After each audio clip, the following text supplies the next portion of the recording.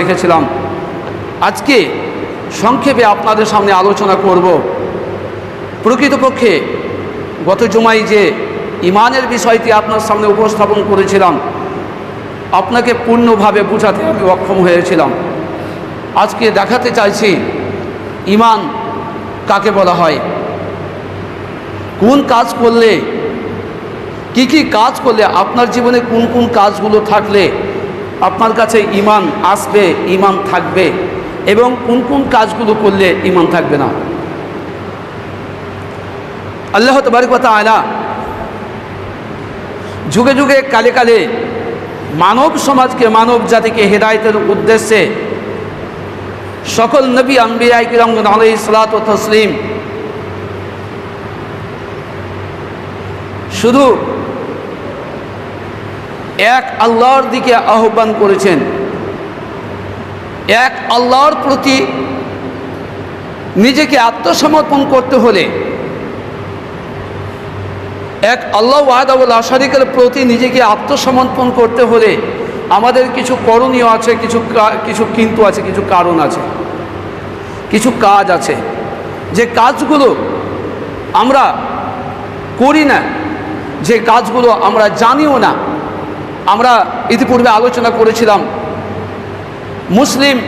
আমরা মুসলমান হয়েছি শুধু পরম্পরা, বাপদাদার সম্পত্তি, বাপদাদার দোহাই দিয়ে আমরা মুসলিম হয়েছি।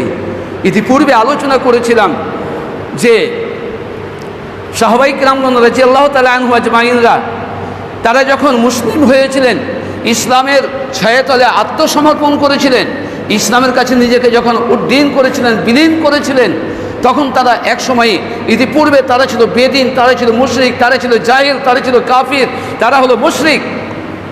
তারা কিভাবে ইসলামের ছায়াতলে আত্মসমর্পণ করলো, কিভাবে তারা ইসলামের ছায়াতলে আসলো, তারা ইসলামের ছায়াতলে আসলো, তার সংক্ষেপে সার কথা হচ্ছে যে একজন বেদিন,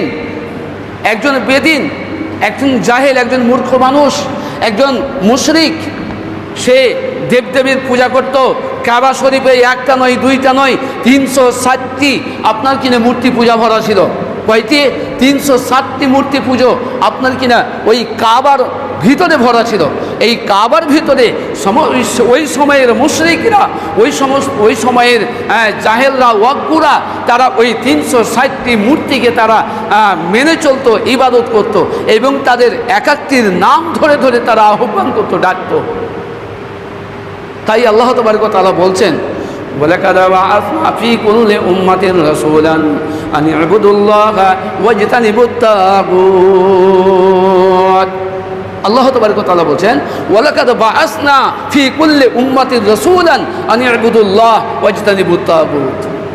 আল্লাহ তাবারক ওয়া তাআলা বলছেন, ওয়ালাকাদ বাআসনা ফী কুল্লি উম্মাতিন রাসূলান, আমি প্রত্যেক উম্মতের প্রতি আমি নবী ও রাসূল পাঠিয়েছিলাম। প্রত্যেক উম্মতের প্রতি আমি নবী ও রাসূল পাঠিয়েছিলাম। তারা কি বলেছিল? আনিবুদুল্লাহ। তারা প্রত্যেক নবীরাই বলেছিল, আনিবুদুল্লাহ, তোমরা আল্লাহর ইবাদত করো, 360টি মূর্তির পূজা করো না, 360টা মূর্তিকে মেনে চলো না।